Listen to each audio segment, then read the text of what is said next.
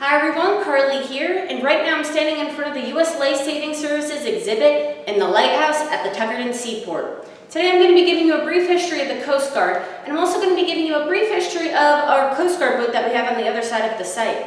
Alright, let's begin. The U.S. Coast Guard didn't get its name until the early 1900s, but its history starts back in 1790.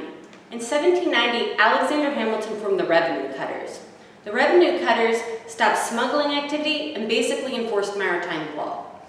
For 8 years, we did not have a navy, so the revenue cutters were the only armed forces that were on the water. In the 1840s, the U.S. Life Saving Services was formed, and this is when we started rescuing people that were in shipwrecks. There are several different methods that we used, and we'll get into that in a bit. In the early 1900s, the U.S. Life Saving Services and the revenue cutters combined to form the Coast Guard. One of the ways the U.S. Life Saving Service rescued people was by using the Francis Life Car. The Francis Life Car was made in 1843 by Joseph Francis in Tom's River. The way it worked was from a beach, they'd reel out the life car on a line to the boat, and then they'd reel it back in with 5 or 6 people inside. They'd repeat this process until everyone was rescued. Another way they'd rescue people is by using the Breeches Buoy. Basically, you just sit in the life ring and get reeled in. They'd use something called the Lyle gun to shoot out the line to the ship. I want to talk a little bit about Coast Guard Boat 44355 that we have at the Tuckerton Seaport site. That boat is made to go out in rough and extreme weather. If it flips over during the storm, it's made to right itself back up in approximately 10 seconds. Equipment is supposed to be completely intact. If the men or women feel like they're going to flip over at any second, they can strap themselves in with seat belts that are equipped on the boat. Coast Guard Boat 44355 has quite a long history. It served the Coast Guard in the 1970s in New Jersey waters. The men on it were given several awards and medals for their bravery and heroism. The boat was eventually decommissioned and moved in front of the Coast Guard station at Cape May to be put on display. Then it was moved to LBI, and then finally to the Tuckerton Seaport. I hope you all enjoyed the history of the Coast Guard and the Coast Guard Boat 44355. Did you guys know any of that history? Did you know it was the revenue cutters and then the U.S. Life Saving Service and finally combined? Let us know in the comments. Hey everyone, so today we're going to make a craft about boat safety. So you learned a little bit about the Coast Guard and boat safety with Carly, and now we're going to make our own life vests and life rings for some toys. So the materials you will need today are sponges. If you just have one, that's fine. You can choose which one you want to make. Some ribbon or string or yarn, and scissors. If you have some glue, it might help secure the ribbon, but it's optional.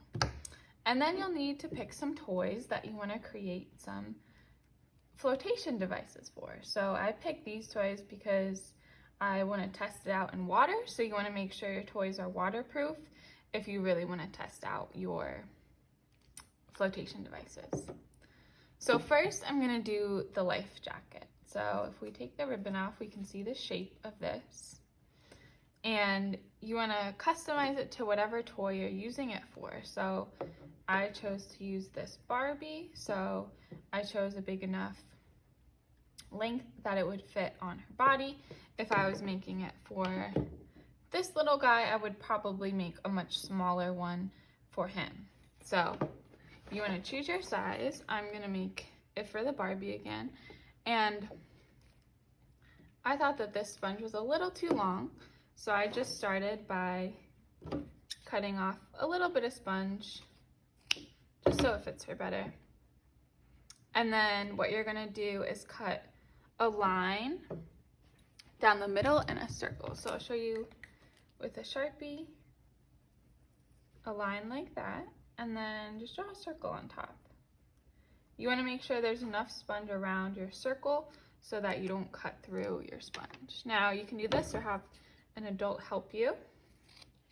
Cut the middle and then just sort of slowly work around the circle.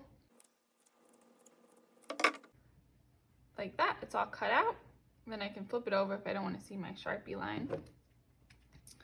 And put it around my toy. And and it's the shape of a real life vest, right? But it kind of falls off a little bit, so that's where the ribbon comes in. And I cut a length of ribbon, put it behind her, like a real life vest goes around your back. And then I'm just gonna tie it in a knot or a bow on the front, like that. So now she's secured, she's ready for a boat ride. All right, so second is our life ring. Now for this one, I used half of a sponge because it is for my smaller toy here too. So for this one, we'll need to draw a circle, pretty big as you can. And then a smaller circle, kind of the size of your toy. So maybe you could trace it or just make sure it's big enough, like that. Then you'll cut out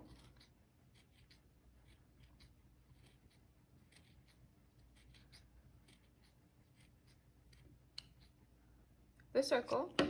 And to cut out the middle circle, I sort of folded mine and cut like that and folded it this way.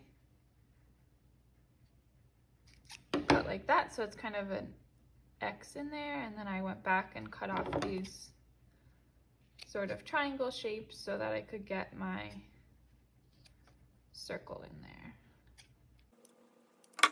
Like that.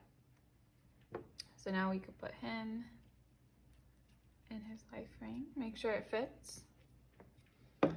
And then, since real life rings, of course, have a rope attached to them,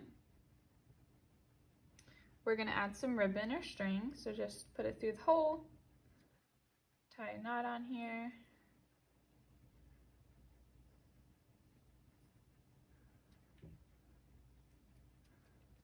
And there we go. So if he fell out to sea, we could pull him back in. So that's how you make a quick life ring and life vest for your toys. Next we can test it out in water and see if they actually float.